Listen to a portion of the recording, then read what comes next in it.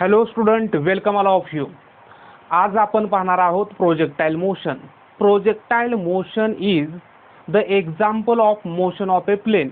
आपला जो चॅप्टर चालू आहे मोशन इन ए प्लेन, त्याचे दोन एक्झाम्पल्स आपल्याला ह्या चॅप्टरमध्ये पाहायचे आहेत आणि त्याचं पहिलं एक्झाम्पल आहे प्रोजेक्टाइल मोशन.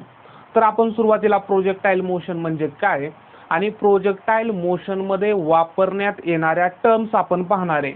तर सुरुवातीला पाहूया आपण डेफिनेशन जी मी बोर्डवरती लिहिलेली आहे. When a body thrown in air with some initial velocity in any direction and then allowed to fall freely under the action of gravity alone on the ground at some point, this type of motion of body is called projectile motion.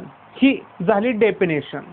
आता ही definition आपण समजून घेऊया. आपल्याला definition मध्ये काय दिले की any object or any body thrown in any direction with some initial velocity. म्हणजे कोणताही एक आपल्यापाशी एखादा ऑब्जेक्ट आहे, बॉडी आहे आणि ते आपण कोणत्याही डायरेक्शनला फेकली आणि त्याची काही इनिशियल व्हेलॉसिटी आहे आणि त्याच्यावरती फक्त काय होतोय की under the action of gravity alone, तर त्या ऑब्जेक्टवरती, त्या बॉडीवरती फक्त एक आणि एकच फोर्स असणार आहे, तो म्हणजे ग्रॅव्हिटेशनल फोर्स. आणि ज्यावेळेस ऑब्जेक्ट आपण एका ठिकाणावरून दुसऱ्या कोणत्या तरी ठिकाणी फेकतोय, ओके, तर ती जी मोशन आहे त्या मोशनला आपण म्हणणार आहे प्रोजेक्टाइल मोशन. म्हणजे प्रोजेक्टाइल मोशनमध्ये जो ऑब्जेक्ट एका ठिकाणावरून दुसऱ्या ठिकाणी जाणार आहे त्याच्यावरती फक्त एक आणि एकच फोर्स असणार आहे, तो म्हणजे असणार आहे ग्रॅव्हिटेशनल फोर्स. ओके, आणि जो ग्रॅव्हिटेशनल फोर्स आहे तो ग्रॅव्हिटेशनल फोर्स इज कॉन्स्टंट और युनिफॉर्म आपण त्याला म्हणूया. आणि त्याची जी ची व्हॅल्यू आहे ती 9.8 मीटर पर सेकंड स्क्वेअर आहे आपल्याला माहिती आहे. म्हणजे projectile motion he only under the gravity आहे आणि ग्रॅव्हिटी ही अर्थसाठी काय आहे, कॉन्स्टंट आहे और युनिफॉर्म आहे. त्याची value 9.8 metre per second square आहे एव्हरीवेअर. ओके, आणि मग acceleration due to gravity means acceleration जर युनिफॉर्म और कॉन्स्टंट असेल तर आपण 3 कायनेमॅटिकल इक्वेशन्स लिनियर मधले प्रोजेक्टाइल मोशन मधल्या काही टर्म्स आपल्याला सॉल्व करण्यासाठी वापरू शकतो. त्याच्यानंतर आपल्याला पाहायचे की प्रोजेक्टाइल म्हणजे काय, नेमकं प्रोजेक्टाइल म्हणजे काय. The body thrown in air is called projectile. म्हणजे सपोज माझ्यापाशी हा चॉक आहे, मी हा फेकला एअर मध्ये, तर दिस इज द प्रोजेक्टाइल. सपोज माझ्यापाशी एखादा स्टोन आहे आणि स्टोन मी एअर मध्ये फेकला तर तो काय असणार आहे, प्रोजेक्टाइल. म्हणजे एनी बॉडी जे आपण एअर मध्ये फेकतो त्याला आपण म्हणणार आहे प्रोजेक्टाइल. त्याच्यानंतर व्हेलॉसिटी ऑफ प्रोजेक्शन. ज्यावेळेस एखादा ऑब्जेक्ट, एखादी बॉडी आपण एअर मध्ये किंवा स्पेस मध्ये अशी फेकतोय त्यावेळेस ती काहीतरी इनिशियल व्हेलॉसिटीने आपण फेकणार आहे. ती इनिशियल व्हेलॉसिटी म्हणजे असणार आहे velocity of projection. The velocity with which body is projected. अशी व्हेलॉसिटी की त्या व्हेलॉसिटीने आपण बॉडी प्रोजेक्ट करतोय त्याला म्हणायचं आहे व्हेलॉसिटी ऑफ प्रोजेक्शन. आणि नंतर आहे ट्रॅजेक्टरी. ज्यावेळेस आपण एखादी बॉडी किंवा एखादा ऑब्जेक्ट आपण एअरमध्ये फेकला त्याच्यावरती फक्त ओनली ग्रॅव्हिटेशनल फोर्स आहे, पण तो जात असताना ज्या पाथनं जातो त्या पाथला आपण म्हणणार आहे trajectory. The path followed by the projectile is called trajectory. Okay, आणि प्रोजेक्टाइल मोशन मध्ये ही जी ट्रॅजेक्टरी असते किंवा हा जो पाथ असतो हा पॅराबोलिक पाथ असतो. ओके, ह्या टर्म आपल्याला नेहमी येणार आहेत प्रोजेक्टाइल मोशन मध्ये. प्रोजेक्टाइल, व्हेलॉसिटी ऑफ प्रोजेक्शन आणि ट्रॅजेक्टरी हा टर्म आपल्याला नेहमी येणार आहेत.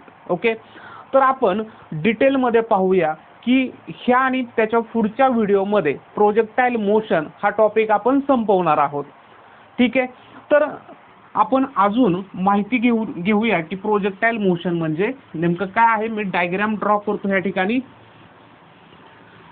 डायग्राम म्हणजे ड्रॉ करणार आहे मी आता ट्रॅजेक्टरी. आपल्याला माहित झालेलं आहे की path followed by the object in projectile motion is called the trajectory.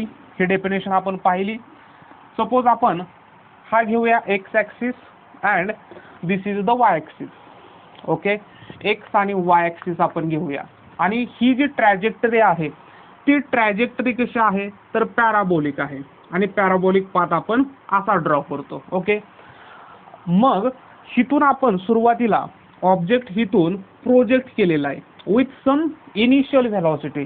त्याला आपण म्हणणार आहे व्हेलॉसिटी ऑफ प्रोजेक्टाईल किंवा व्हेलॉसिटी ऑफ प्रोजेक्शन. तर ती जी व्हेलॉसिटी ऑफ प्रोजेक्शन आहे ती इनिशियल व्हेलॉसिटी काहीतरी असणार आहे आणि त्या इनिशियल व्हेलॉसिटीला मी नाव देणार आहे small you. Small you is the initial linear velocity. आणि ची डायरेक्शन ऑफ द प्रोजेक्टाईल आणि हा जो एक्स ॲक्सिस आहे किंवा ग्राउंड ह्यांच्यामध्ये जो अँगल तयार झालेला आहे त्याला आपण म्हणणार आहे angle of projection. Theta is the angle of projection.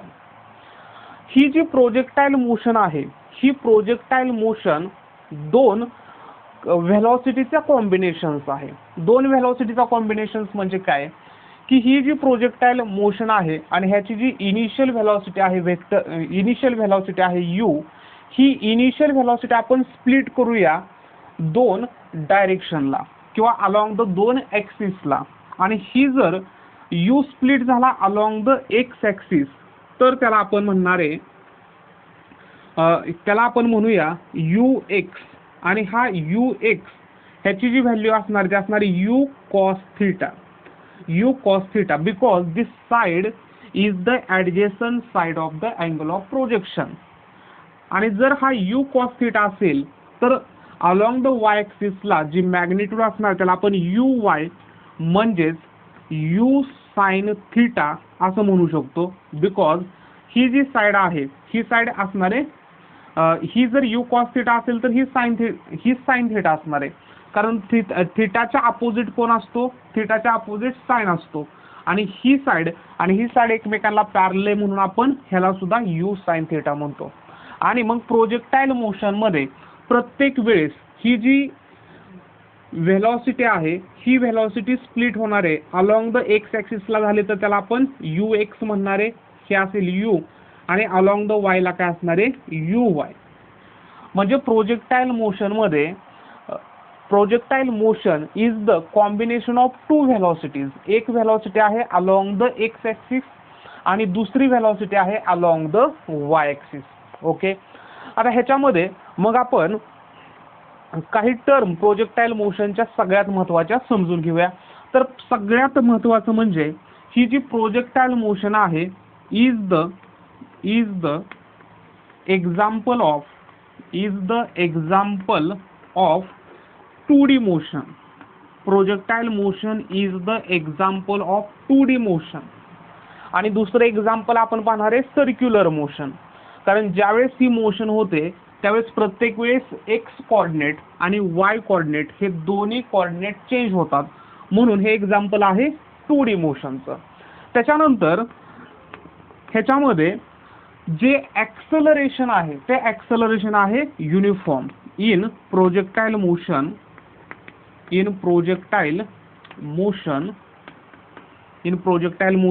Acceleration is uniform. Acceleration is uniform और कॉन्स्टंट आपण त्याला म्हणूया, और कॉन्स्टंट, युनिफॉर्म और constant. Hence equation of motions we can use. कोणती इक्वेशन्स ऑफ मोशन तर first kinematical equation v equal to u plus at. Second s equal to ut plus 1/2 at square. And third v square equal to u square plus 2as. हे तिन्हीच्या तिन्ही कायनेमॅटिकल equations आपण वापरू शकतो. हे equations वापरण्यासाठी जी basic condition आहे ती म्हणजे आहे की ॲक्सलरेशन हे एकतर युनिफॉर्म असावं लागतं किंवा कॉन्स्टंट असावं लागतं. युनिफॉर्म और कॉन्स्टंट. त्याच्यासाठीच हे जे ॲक्सलरेशन आहे हे युनिफॉर्म किंवा कॉन्स्टंट असेल त्याच्यासाठीच आपण हे 3 कायनेमॅटिकल इक्वेशन्स वापरू शकतो. तर प्रोजेक्टाईल मोशनमध्ये जे ॲक्सलरेशन आहे ते युनिफॉर्म आहे आणि कॉन्स्टंट आहे. आणि ते पण ॲक्सलरेशन म्हणजे कोण आहे जी आहे. कारण प्रोजेक्टाईल मोशन आपण डेफिनेशनमध्ये पाहिलं की अशी मोशन की त्याच्यामध्ये फक्त एकच फोर्स असतो आणि तो म्हणजे आहे ग्रॅव्हिटेशनल फोर्स. आणि हा जो ऑब्जेक्ट आहे हा फक्त under the action of gravity तो मूव्ह होत असतो, म्हणून ह्याच्यामध्ये जे ॲक्सेलरेशन आहे ते युनिफॉर्म आहे किंवा कॉन्स्टंट आहे. आणि त्याच्यानंतर जो थर्ड पॉइंट आहे तो असणार आहे मोशन अंडर द इफेक्ट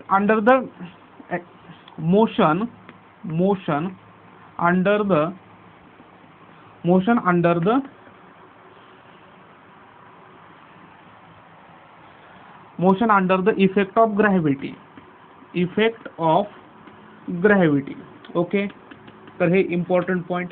आता परत आपण काय करूया की ही जी प्रोजेक्टाइल मोशन आहे त्याची वर्टिकल व्हेलॉसिटी म्हणजे along the Y axis velocity आणि त्याची horizontal velocity along the X axis velocity, ह्या दोघांचा सेपरेट स्टडी करूया. आणि मग ह्या प्रोजेक्टाइल मोशनमध्ये स्टडी करून आपल्याला टाइम फॉर फ्लाइट, त्याच्यानंतर maximum height of projectile and the range of projectile, ह्या 3 गोष्टी आपल्याला डिराईव्ह करायच्या आहेत. तर सुरुवातीला आपण वर्टिकल आणि हॉरिझॉन्टल व्हेलॉसिटी जी स्प्लिट झालेली आहे इनिशियल व्हेलॉसिटी त्याचा स्टडी करूया. म्हणून 2 पार्ट मी करतो की ह्याच्यामध्ये सुरुवातीला आपण पाहूया वर्टिकल मोशन, त्याला मी मोशन म्हणतो, वर्टिकल मोशन, आणि दुसरे आहे हॉरिझॉन्टल मोशन. ओके, आता आपण फक्त विचार करूया वर्टिकलचा. म्हणजे suppose this is the body आणि ही बॉडी आपण काय केली, प्रोजेक्ट केली, तर त्यावेळेस ही बॉडी अशी जाणार आहे, ही बॉडी अशी वरती जाणार आहे आणि परत खाली येणार आहे. आता फक्त आपण जर व्हर्टिकलचा विचार केला तर आपल्याला काय जाणवणार आहे की हा ऑब्जेक्ट 0 पासून असा वरती जातोय, काही एका हाईटला पोहोचतोय आणि परत तो रिव्हर्स येतोय. ओके, तर ही झाली फक्त व्हर्टिकल मोशन. आपण एक्स ॲक्सिसचा विचार करणार नाही, फक्त वाय ॲक्सिसचा. ऑब्जेक्ट असा वरती गेला आणि परत ऑब्जेक्ट हा खाली पोहोचला. ओके, तर असं ज्यावेळेस होतं त्यावेळेस आपल्याला माहिती आहे की ज्यावेळेस ऑब्जेक्ट हा वरती जाणार आहे तर त्याच्यावरती फक्त ग्रॅव्हिटी आहे, फक्त ग्रॅव्हिटेशनल फोर्स ॲक्ट होतोय.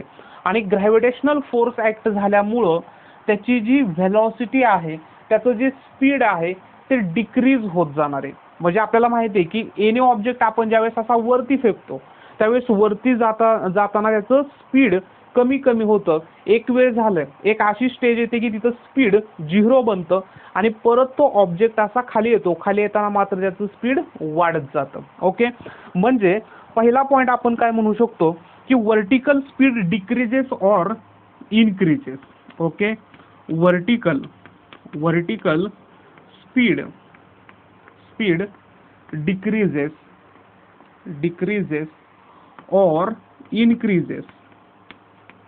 decreases or increases. ठीक आहे. आता हे डिक्रीज किंवा इनक्रीज का होणार आहे, कारण वर्टिकल मोशन हे काय असणार आहे, vertical motion under the effect of gravity असणार आहे, आणि ही motion under the effect of gravity असल्यामुळं जे ॲक्सलरेशन आहे, ॲक्सलरेशन अलॉंग द वाय हे असणार आहे -g एवढं. ओके, -g, बॉडी वरती जाते, ॲक्सलरेशन डाऊनवर्ड डायरेक्शनला आहे. ओके, म्हणून -g ॲक्सलरेशन असणार आहे -g. त्याच्यानंतर वर्टिकलला जी व्हेलॉसिटी असणार आहे, व्हेलॉसिटी uy, आणि uy म्हणजे असणार आहे u sin थिटा. म्हणून मी काय म्हणतो, वर्टिकल व्हेलॉसिटी कोणत्या आहे, uy आहे, आणि ती किती आहे, u sin थिटा एवढे आहे. ओके, वर्टिकल व्हेलॉसिटी uy ते आहे u sin थिटा एवढे. हे पॉइंट आहेत वर्टिकलसाठी. ठीक आहे, आणि ह्याच्यामध्ये ज्यावेळेस ऑब्जेक्ट हा मॅक्झिमम हाईटला जातो त्याला आपण म्हणणार आहे एच मॅक्स, म्हणजे maximum height in projectile motion, किंवा आपण असं म्हणूया की maximum displacement in vertical, maximum displacement in vertical is called H max, H max means height maximum. म्हणजे हा ऑब्जेक्ट वर्टिकल मोशनला जास्तीत जास्त हितपर्यंत डिस्प्लेसमेंट झालं तर त्याला आपण म्हणणार आहे एच मॅक्स म्हणणार आहे, हाईट मॅक्झिमम. हे झालं all about the vertical motion. आता आपण विचार करूया हॉरिझॉन्टल मोशनचा. हिथं काय आहे, vertical speed decreases or increases, but in projectile motion horizontal velocity किंवा आपण त्याला म्हणूया speed, horizontal speed is constant. Horizontal speed is constant. हे जे हॉरिझॉन्टल स्पीड आहे हे अजिबात चेंज होत नाही. म्हणजे आता फक्त आपण विचार करूया एक्स डायरेक्शनचा. ऑब्जेक्ट असा चाललेला आहे, ओके. तर हिथं जे स्पीड आहे हे जे यू एक्स आहे किंवा हिथं आल्यानंतर जे वर्टिकल स्पीड आहे ते होणार आहे 0, पण हॉरिझॉन्टल स्पीड हे असणार आहे यू एक्स, त्याची मॅग्निट्यूड चेंज होणार नाही. सपोज ऑब्जेक्ट ह्या ठिकाणी आला तरी हॉरिझॉन्टल स्पीड हे यू एक्सच असणार आहे, पण वर्टिकल व्हेलॉसिटी काय होणार आहे, इनक्रीज होत जाणार आहे. जसं खाली येणार आहे इनक्रीज होत जाणार आहे. ह्याला मी म्हणतो यू वाय. हिथं आल्यानंतर परत हॉरिझॉन्टल जे स्पीड आहे किंवा व्हेलॉसिटी आहे ती यू एक्सच असणार आहे आणि वर्टिकल काय होणार आहे, इनक्रीज होत जाणार आहे. वर्टिकल इनक्रीज होणार आहे. म्हणजे लक्षात घ्या की ज्यावेळेस प्रोजेक्टाइल मोशन होते, सगळ्यात महत्त्वाचा पॉइंट, ज्यावेळेस प्रोजेक्टाइल मोशन होत असते त्यावेळेस वर्टिकल स्पीड इनक्रीज किंवा डिक्रीज होत असतं, पण हॉरिझॉन्टल स्पीड हे कॉन्स्टंट असतं, ओके. आणि मग जर कॉन्स्टंट असेल तर दुसरा पॉइंट आपण असा लिहू शकतो की acceleration along the horizontal direction is 0. कारण जिथं स्पीड कॉन्स्टंट आहे किंवा व्हेलॉसिटी कॉन्स्टंट आहे तिथं ॲक्सलरेशन काय असतं, ॲक्सलरेशन असतं 0. म्हणून मी काय म्हणू शकतो, Ax इक्वल टू 0. म्हणजे acceleration along the x direction is 0, okay. त्याच्यानंतर व्हेलॉसिटी, वर्टिकल व्हेलॉसिटी आपण इथं बघूया. आता तिसरा point, horizontal velocity. Horizontal velocity काय असणार आहे, हॉरिझॉन्टल व्हेलॉसिटी तर ती असणार आहे u x equal to, initial velocity split झाले अलॉंग द एक्सला तर त्याला आपण म्हटलेलं आहे यू कॉस थीटा, ओके. तर हॉरिझॉन्टल व्हेलॉसिटी असणार आहे u x equal to u cos theta. ठीक आहे.